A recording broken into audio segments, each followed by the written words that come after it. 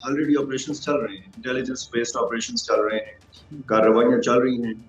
Intelligence based operation ہوتا ہے جب اطلاع ملتی ہے کہ فلاں جگہ پہ ملیٹنٹس موجود ہیں یا ان کا ٹھکانہ ہے یا انہوں نے کوئی ناکہ شاکہ لگایا ہوا ہے، تو وہاں پہ تو کارروائی ہو جاتی ہے مقامی پولیس کے ساتھ مل کر، ایف سی اور آرمی جو سیکورٹی فورسز ہیں وہ جا کے وہاں پہ کارروائی کرتے ہیں۔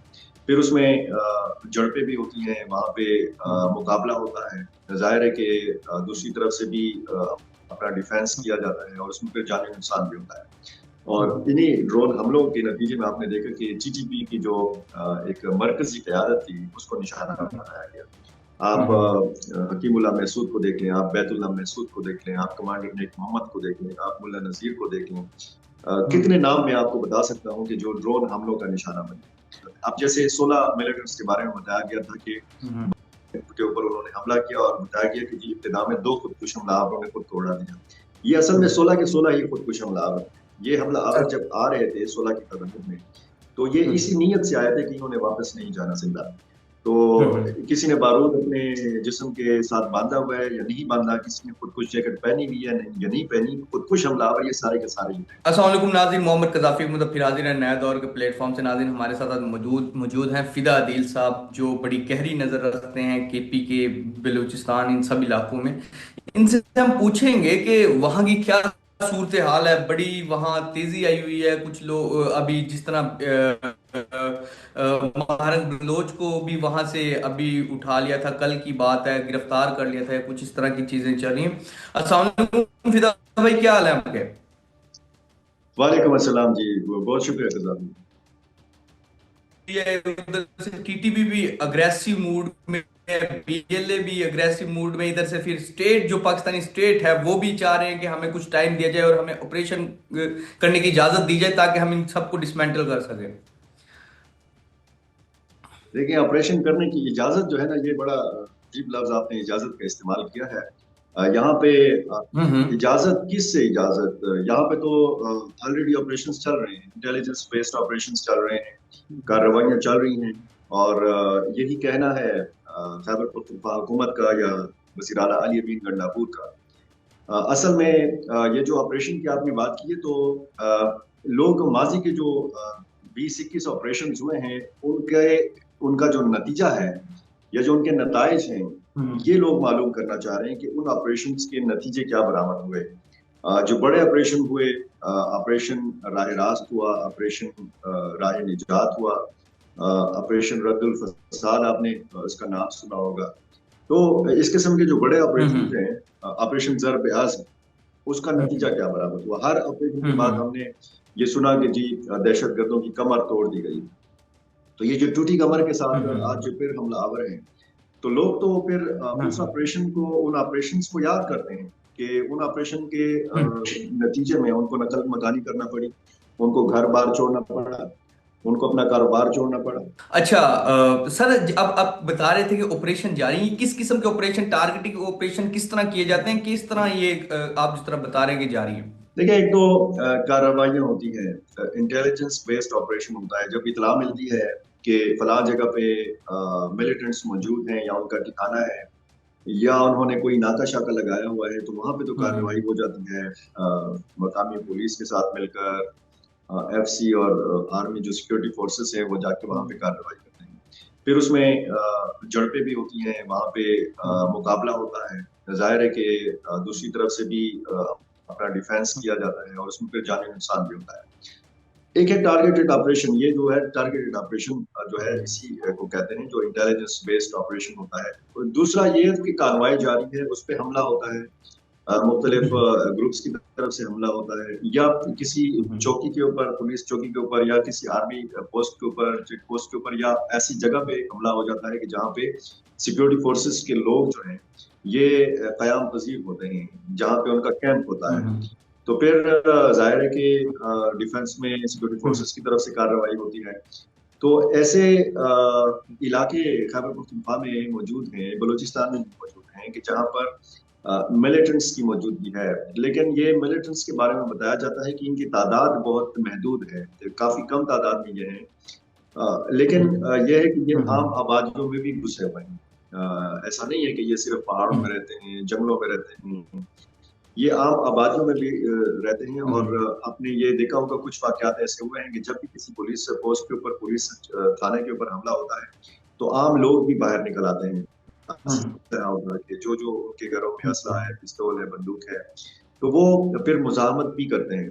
اصل میں آپ دیکھیں قذافی بھائی کہ 35 لاکھ لوگوں نے سوات سے نقل مکانی، اسی طرح لاکھوں افراد نے مومن سے، بنجوڑ سے، خیبر سے، اورکزئی سے، شمالی وزیرستان سے، جنوبی وزیرستان سے، خیبر جو علاقہ ہے اس میں باڑا آپ نے سنا ہوگا نام، تیرا آپ نے وادی کا نام سنا ہوگا. بہت سارے متاثرین آج بھی ایسے ہیں وزیرستان کے ہوں یا پھر خیبر کے ہوں کہ وہ آج تک اپنے علاقوں میں واپس جا نہیں سکے، ان کی بحالی نہیں ہو سکی. ان کو اس طریقے سے امداد نہیں فراہم کی گئی جس طریقے سے ان کے ساتھ وعدہ کیا گیا.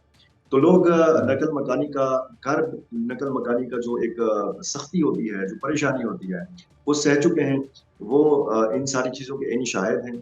وہ چاہتے ہیں کہ امن ہو، لیکن وہ یہ نہیں چاہتے کہ آپریشن ہو، فل فلیج آپریشن ہو اور ان کو اپنا گھر باہر چھوڑنا پڑے، ان کو نقل مکانی کرنا. بالکل. اچھا سر، بتایا جا رہا ہے کہ کچھ آرمی چیف کی طرف سے بھی کہ تقریباً یہ 5,000 جو ٹی ٹی پی اور یہ کے پی کے میں ہیں دہشت گرد، اور یہ 2,500. اب یہ 5,000 اگر دہشت گرد ہے تو یہ اتنا کس طرح یہ نقصان پہنچا سکتے ہیں؟ اسٹیٹ کیوں اتنا ان سے پریشان؟ کیا وجہ، آپ کیا سمجھتے ہیں؟ جی ظافر بھائی، آپ نے ریسنٹلی جو ایک وہ تھا علی امین گنڈاپور کا انٹرویو آپ نے شاید نہیں دیکھا، نہیں سنا آپ نے، کہ وہ بتا رہے تھے کہ اس صوبے میں 9,500 سے لے کر 11,000 تک ملیٹنٹس. تو یہ ایک بہت بڑی تعداد ہے، اور اس سے ڈبل وہ بتا رہے تھے کہ یہ پاکستانی جو ملیٹنٹس ہیں یہ افغانستان کی سائڈ میں، یعنی کوئی 22,000 کے لگ بھگ وہ بتا رہے تھے کہ یہ افغان سائڈ. ویسے اقوام متحدہ کی رپورٹ تو یہ بتاتی ہے کہ یہ جو مشرقی صوبے ہیں افغانستان کے، یعنی جو پاکستان کے مغرب میں پڑتے ہیں، یہاں پہ پاکستانی جو ملیٹنٹس ہیں ان کی تعداد 5,500 سے 6,000 کے لگ بھگ ہے. اب یہ وزیر اعلیٰ تصدیق کر رہے ہیں ایک صوبے کے کہ ہمارے صوبے کے اندر 9,000 سے 11,000 تک ملیٹنٹس ہیں. تو آپ اندازہ لگا سکتے ہیں، بڑے بڑے واقعات آپ نے دیکھے ہوں گے کہ جیسے بلوچستان کا جعفر ایکسپریس والا واقعہ جو تھا، وہ تو ظاہر ہے کہ بلوچستان کی صورتحال تھوڑی سی مختلف ہے خیبر پختونخوا سے. جب آپ اس کی نوعیت کے حوالے سے، اس کے مقاصد کے حوالے سے بات کرتے ہیں، اور پھر جب آپ بنو کینٹ کا حملہ دیکھتے ہیں، اور بنو کینٹ کے اوپر 2 حملے اس طرح ہوئے کہ یہاں پر درجنوں کی تعداد میں ملیٹنٹس آتے ہیں اور حملہ آور ہو جاتے ہیں. اب جیسے 16 ملیٹنٹس کے بارے میں بتایا گیا تھا کہ بنو کینٹ کے اوپر انہوں نے حملہ کیا، اور بتایا گیا کہ جی ابتدا میں 2 خودکش حملہ آوروں نے خود توڑا دیا. یہ اصل میں 16 کے 16 ہی خودکش حملہ آور. یہ حملہ آور جب آ رہے تھے 16 کی تعداد میں، تو یہ اسی نیت سے آئے تھے کہ انہوں نے واپس نہیں جانا زندہ. تو کسی نے بارود اپنے جسم کے ساتھ باندھا ہوا ہے یا نہیں باندھا، کسی نے خودکش جیکٹ پہنی ہوئی ہے یا نہیں پہنی، خودکش حملہ آور یہ سارے کے سارے ہی ہیں. تو جب ایک حملے میں 16 اتنی تعداد میں حملہ آور استعمال ہو رہے ہیں، تو آپ اندازہ لگا سکتے ہیں کہ ملیٹنٹس کی جو افرادی قوت ہے وہ شاید بڑھ گئی ہے، یا انہوں نے بھرتیاں زیادہ کی ہیں. اب ایسے واقعات ہوئے کہ وہاں پہ 30-40 کے گروپ میں حملہ آور آتے ہیں، اور وہاں پہ اپنا جو ہے وہ اپنا دہشت قائم کر کے واپس چلے جاتے ہیں. ناکہ لگانے کی اور چیکنگ کرنے کی، لوگوں کے شناختی کارڈ چیک کرنے کی، گاڑیاں چیک کرنے کی ویڈیوز تو آپ نے خود دیکھی ہوں. یہ جنوبی ریجن میں اس طرح کا سلسلہ ہے. تو یہ جو ہے یہ تعداد آپ جب سنتے ہیں تو پھر جب آپ اس کے مقابلے میں سیکورٹی فورسز کی تعداد سنتے ہیں تو ظاہر ہے کہ وہ اس سے کہیں زیادہ ہے. لیکن آپ نے یہ دیکھا ہوگا کہ بڑے دشوار گزار علاقے ہیں خیبر پختونخوا کے، اور خصوصاً ایسے علاقے کے جہاں پہ عام لوگ بھی اس طریقے سے آواز نہ اٹھا سکتے ہیں، کیونکہ ہر بندہ ظاہر ہے کہ اپنے سر کی پناہ مانگتا ہے. اور جو صورتحال اس وقت جنوبی ریجن میں ہے، اب کرک جیسا ضلع، کرک میں آپ کو پتا ہے کہ یہاں پہ شرح خواندگی جو ہے وہ 100% ہے. کرک سے بہت زیادہ لوگ جو ہیں یہ پاکستان کی سیکورٹی فورسز میں ہیں، پاکستان کی مختلف جو سرکاری جو ادارے ہیں وہاں پہ ملازمت کر رہے ہیں. اکثریت ایسے لوگوں کی ہے کیونکہ وہاں پہ خشک پہاڑ ہیں، وہاں پہ کھیتی باڑی کا کوئی وہ نہیں ہے، کوئی دوسرا آپشن نہیں ہے وہاں کے نوجوانوں کے پاس سوائے پڑھنے کے.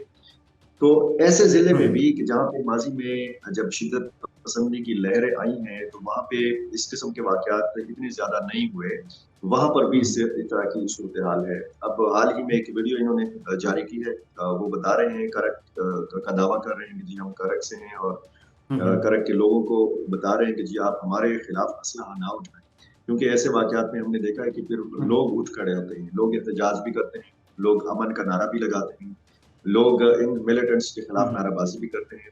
ان لوگوں کو اس ویڈیو میں بتایا گیا ہے کہ جی آپ ہمارا ٹارگٹ نہیں ہے، جو سیکورٹی فورسز کے لوگ ہیں، جو سرکاری لوگ ہیں، وہ ہمارا ٹارگٹ ہیں۔ تو یہ اس قسم کی صورتحال ہے کہ جو جہاں پہ ہمیں لگتا ہے کہ کمپرومائز ہو رہی ہے حکومتی ریٹ، ریاست کی جو ریٹ ہے اس کو بہت زیادہ چیلنجز کا سامنا ہے۔ یہ ایک جی جی جی فدا بھائی، اب تو ہارڈ اسٹیٹ کی بھی بات ہو رہی ہے۔ ہارڈ اسٹیٹ میں تو پھر یہ ہوگا کہ معافی تو نہیں ملے گی، پھر تو ایک کوئی حکومت مانے نہ مانے پھر تو یہ آپریشن کی طرف باتیں جائیں گی، اور پھر تو اس طرف جاتی چیزیں نظر آ رہی ہیں اب تو۔ دیکھیں آپریشن یا ہارڈ اسٹیٹ، آپ اس سے پہلے کب آپ مطلب سافٹ اسٹیٹ تھے؟ آپ تو پہلے بھی ہارڈ اسٹیٹ تھے، آپ تو پہلے بھی جو ہے اس قسم کے تجربے کر چکے ہیں۔ اس کے لیے آپ کو پتا ہے کہ ایک میٹنگ آپ نے یہ بلا لی پارلیمانی کمیٹی والی سیکورٹی کے معاملات کے حوالے سے، ٹھیک ہے، اس میں ٹھیک ہے کہ پارٹی نے بائیکاٹ کیا، تحریک انصاف نے بائیکاٹ کیا، لیکن علی امین گنڈاپور تو اس میں شریک ہوئے۔ اس میں یہ کیسے ممکن ہے کہ آپ ایک فل فلیج آپریشن کریں؟ اور لیکن دیکھیں، میں جب بار بار یہ بات کہتا ہوں کہ ہمیں اتحاد اور اتفاق کی ضرورت ہے، ہمیں کم از کم ایک موقف اپنانا چاہیے، یا ہم نے مذاکرات کرنے ہیں اور یا پھر طاقت کا استعمال کرنا ہے۔ یہ دو آپشنز ہیں۔ اگر ایک آپشن پہ بھی وہ نہیں ہوتا، اتفاق رائے نہیں ہوتا، اب بہت ساری سیاسی جماعتیں ایسی ہیں کہ وہ مذاکرات کی مخالفت کرتی ہیں، وہ کہتے ہیں کہ جی مذاکرات تو ہم نے پہلے بھی کیے ہیں، اور پہلے جب مذاکرات ہوئے تو اس کے نتیجے میں جی 40,000 جو ہے ملیٹنٹس ہیں یہ واپس لائے گئے، حالانکہ یہ مبالغہ ہے، 40,000 نہیں لائے گئے، اس فگر سے میرا اتفاق نہیں ہے۔ ایسے لوگ ہیں کہ وہ کہتے ہیں کہ جی آپریشن نہیں ہونا چاہیے۔ اب آپ کی صوبائی حکومت جو ہے خیبر پختونخوا حکومت، یہ تحریک انصاف کی ہے، تحریک انصاف آپریشن کی مخالفت کر رہی ہے۔ آپ کے صوبے کے چیف ایگزیکٹو وزیر اعلیٰ علی امین گنڈاپور آپریشن کی مخالفت کر رہے ہیں۔ ایک بڑی دینی سیاسی جماعت کے سربراہ مولانا فضل الرحمان آپریشن کی مخالفت کر رہے ہیں۔ ایک بڑی قوم پرست جماعت عوامی نیشنل پارٹی کے سربراہ ایمل ولی آپریشن کی مخالفت کر رہے ہیں۔ ایک چھوٹی قوم پرست جماعت جو پارلیمان میں جس کا حصہ تو نہیں ہے لیکن اس کی ایک یہاں پہ فارمنگ ہے، قومی وطن پارٹی، اس کے سربراہ آفتاب احمد خان شیرپاؤ، یہ آپریشن کی مخالفت کر رہے ہیں۔ جماعت اسلامی آپ کو پتا ہے اس کی جڑیں خیبر پختونخوا میں بھی بڑی مضبوط ہیں، چاہے آپ مالاکنڈ دیکھیں، چاہے آپ جنوبی اضلاع دیکھیں، اس کی جو لیڈرشپ ہے یہ آپریشن کی مخالفت کرتی ہے۔ تو جب آپریشن کی اس طرح کی مخالفت ہوگی، جب ایک صوبائی حکومت نہیں چاہے گی کہ جی آپریشن ہو، اور جب اس نے ایک آپریشن کی صورت میں لاجسٹک سپورٹ بھی دینا ہے، جس کی فورس بھی استعمال ہونی ہے، جس کے آرڈرز بھی استعمال ہونے ہیں، تو پھر یہ کیسے ممکن ہوگا؟ ہارڈ اسٹیٹ کا آپریشن کی حمایت نہیں کریں گے، جس طرح آپ نے بتایا کہ تمام سیاسی پارٹیوں میں آپریشن کی حمایت نہیں کر رہے، تو پھر ان دہشت گردوں سے کیسے نپٹا جائے گا؟ ان دہشت گردوں کو کیسے ٹھکانے لگایا جائے گا؟ یہ تو پھر چلتی رہیں گی، اس کا مطلب ہے چیزیں اپنی چھوٹی چھوٹی منشیات بنائی ہوں گی، بی ایل اے جیسی یا ٹی ٹی پی جیسی، اور مزید آ جائیں گی جب اسٹیٹ کی ریٹ کمزور ہو جائے گی، تو پھر تو یہ چیزیں چلتی رہیں گی۔ دیکھیں اس میں اب ظاہر ہے کہ اب یہ جو ساری لیڈرشپ ہے، اگر اس کو ایک ٹیبل پہ بٹھایا جائے، کوئی بھی سیاسی جماعت بائیکاٹ نہ کرے، وہاں پہ سنجیدگی کے ساتھ سوچا جائے، اور ایسے موقع کے اوپر کہ جب بات ہو رہی ہو امن کی، بات ہو رہی ہو پاکستان کی سلامتی کی، ٹھیک ہے، تو اس میں ایک دوسرے کو سننا چاہیے۔ ایسے مواقع بہت کم ملتے ہیں، سیاسی جماعتوں کو تو ایسے مواقع بہت کم ملے ہیں، جس طریقے سے ہم نے پارلیمانی کمیٹی کا اجلاس دیکھا۔ تو ایسے مواقع جو ہیں یہ گنوانے نہیں چاہیے، یہ ضائع نہیں کرنی چاہیے۔ اس میں پھر اپنا اگر آپ کے تحفظات ہیں، جی آپ کے تحفظات آپریشن کے حوالے سے اگر ہیں تو کیوں ہیں، اس کی وجوہات کیا ہیں؟ اگر آپ کے تحفظات مذاکرات کے حوالے سے ہیں تو پھر اس کی وجوہات بتائیں، اس کے نقصانات بتائیں۔ تو اس قسم کی بات چیت کو اور اس قسم کے موقع کو سیاسی بلیک میلنگ کے لیے اور ایک سیاسی آپ کہہ رہے کہ اپرچونٹی اس کو نہیں بنانا چاہیے کہ آپ اس میں کوئی دوسرا مقصد حاصل کرنے کی کوشش کریں۔ آپ قومی سلامتی کی بات ہو رہی ہے، پاکستان کی سیکیورٹی کی بات ہو رہی ہے، اور آپ اس میں چاہ رہے ہیں کہ جی آپ کے لیڈر اس میں شریک ہوں. اب یہ ممکن تھا یا نہیں تھا مجھے نہیں پتا. عمران خان پارلیمان کا حصہ تو نہیں ہے، لیکن وہ اس کمیٹی میں بیٹھ سکتے تھے نہیں بیٹھ سکتے تھے مجھے نہیں پتا. لیکن میرا کہنے کا مقصد یہ ہے کہ جس طرح آپ نے سوال کیا کہ اس طرح کی تنظیمیں مزید بنیں گی، اور ظاہر ہے کہ مورال تو ڈاؤن ہوگا، مورال تو ڈاؤن ہے آلریڈی. سیکورٹی فورسز کو یعنی ایسے مواقع پہ کہ جب اس قسم کی صورتحال ہو، پوری قوم کو فورسز کے پیچھے اس کی پشت پہ کھڑا ہونا چاہیے. اور بدقسمتی سے ایسی صورتحال ہمیں نظر نہیں آ رہی پاکستان میں. وجہ کیا ہے؟ وجہ یہ ہے کہ ایک سیاسی جماعت کا ایک موقف ہے اور دوسری سیاسی جماعت کا دوسرا کوئی موقف ہے. تو یہ موقف میں یہ جو تضادات ہیں، یہ تضادات ختم کرنا ہوں گے، اور دلیل کے ساتھ مدلل گفتگو کے ساتھ ایک دوسرے کو قائل کرنا ہوگا کہ جی ہم نے اگر ایک رخ اختیار کرنا ہے، ایک لائن ہم نے لینی ہے، یا مذاکرات والی لائن لینی ہے اور یا پھر طاقت کے استعمال والی لائن لینی ہے، تو جو بھی لائن لینی ہے اس میں اتفاق کی رائے ہو. اس میں یہ نہ ہو کہ غزافی بھائی اس میں یہ نہ ہو کہ آپ اجلاس کے اندر ایک بات کر رہے ہو اور آپ جب باہر آئیں تو اخباری بیانات آپ کی کوئی دوسری صورتحال جو ہے وہ واضح ہے. بالکل. اچھا سر، اس میں یہ آتا ہے کہ جب گراؤنڈ آپریشن ہوتا ہے تو زیادہ ایشوز آتے ہیں، لوگوں کو گھروں سے نکالا جاتا ہے، شفٹ کیا جاتا ہے. لیکن اب ایک شاید دوسرے طریقے سے بھی شاید مجھے لگتا ہے اسٹیٹ ریئیکٹ کرے گی، وہ ہے ڈرون اٹیکس کرے گی. یہ جو بی ایل اے یا ٹی ٹی پی کے لوگ ہیں، اس طرح کی بھی چیزیں آ رہی ہیں. کیا یہ کامیاب ہوگی اسٹریٹجی؟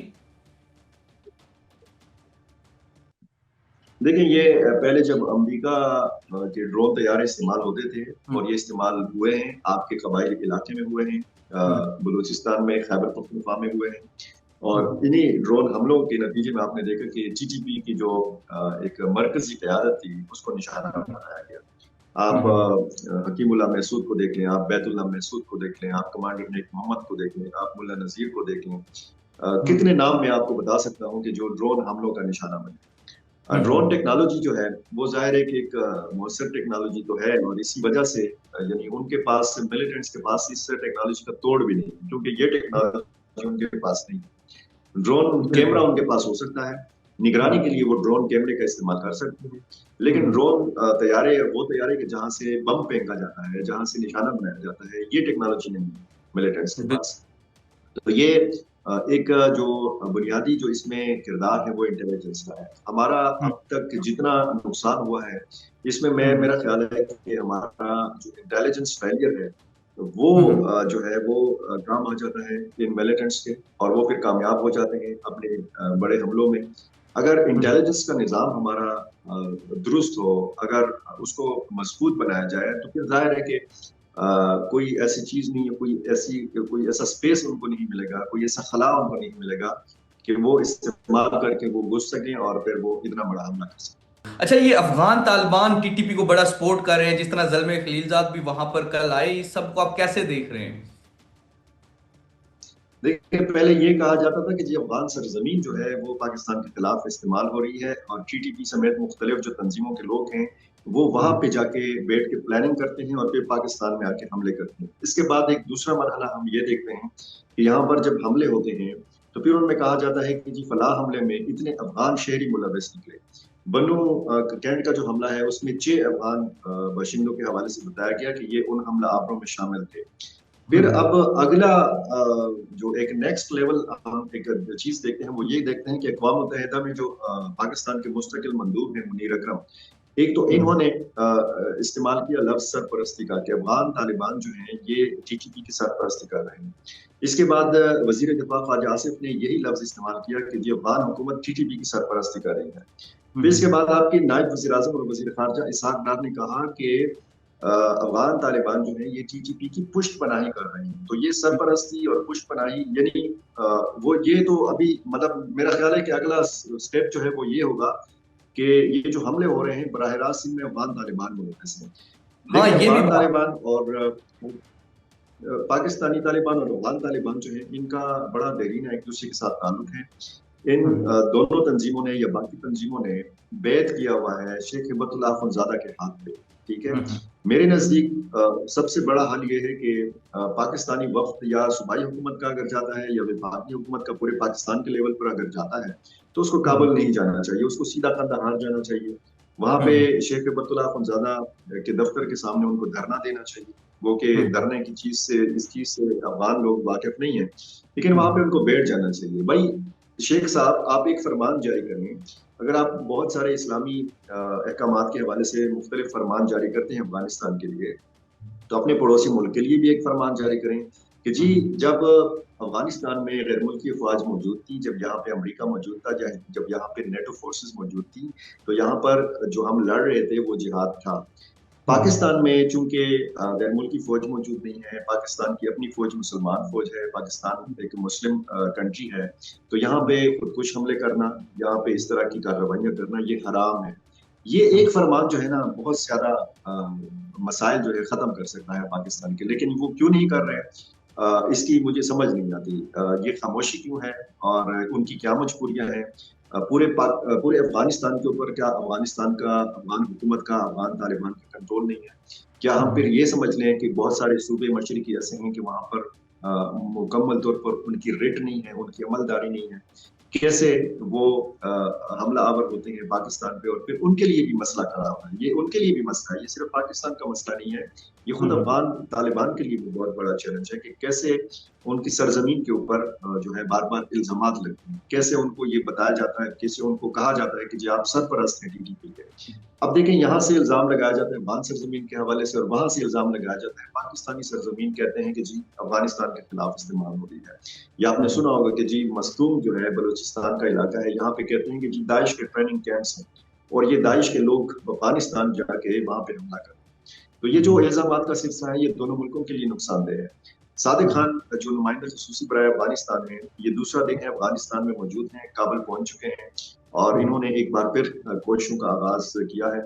دفتر خارجہ نے باقاعدہ اس کی تصدیق کی ہے کہ ایمبیسڈر صادق خان جو ہیں وہ جا چکے ہیں، اور ان کو ہدایات دی ہیں وزیر خارجہ اسحاق ڈار نے، کہ اس حوالے سے جو بیچ میں تعطل آیا تھا 3 مہینے کا، آپ کو پتا ہے برمل پکتیکا میں پاکستان نے فضائی کارروائی کی تھی، اور ہوں یہ اس وقت کی تھی جب صادق خان کابل میں مولوی کبیر کی عشائیہ میں شریک تھی۔ تو آج ہوں وہی صادق خان صاحب ایک بار پھر کابل میں موجود ہیں، اور ہوں بیچ میں یہ جو سرحدی تنازعات ہوئے ہیں، پاک افغان سرحدی فورسز نے ایک دوسرے کے ساتھ جھڑپیں کی ہیں، تو ہم سرحد بند رہی تقریباً 1 مہینہ، اور بیچ میں پاکستان اور افغانستان کی باہمی تجارت جو ہے یہ متاثر ہوئی۔ بہت سارے مسائل ایسے ہیں کہ یہ تعطل کا شکار ہو گئے تھے، بات چیت تعطل کا شکار ہو گئی تھی۔